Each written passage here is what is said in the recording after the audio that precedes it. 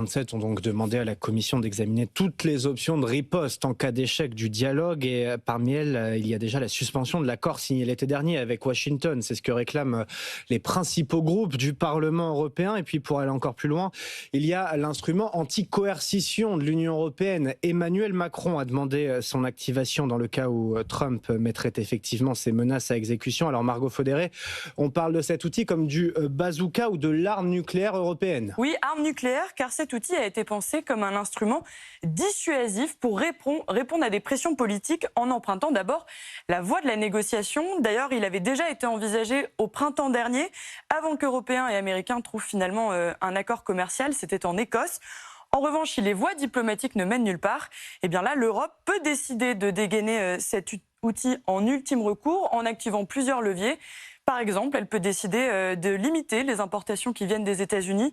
On parle de plus de 500 milliards de dollars d'importation de biens sur l'année 2024. Elle peut aussi décider de restreindre l'accès à certains marchés publics, voire carrément de bloquer des investissements, alors qu'aujourd'hui, les entreprises américaines restent les premiers investisseurs sur le sol européen.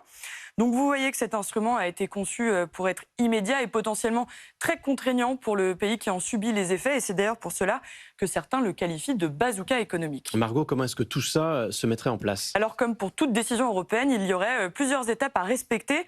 D'abord, il faut lancer la procédure soit à la demande d'un État membre, soit à l'initiative de la Commission elle-même.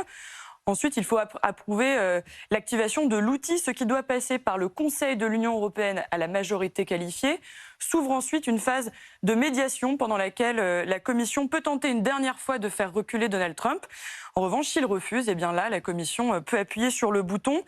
Tout cela, c'est sur le papier, car dans les faits, l'outil n'a encore jamais été utilisé. On ne sait pas encore précisément quelle serait sa portée, son efficacité. Certains craignent aussi qu'il perde en crédibilité si l'on attend trop longtemps avant de le déclencher.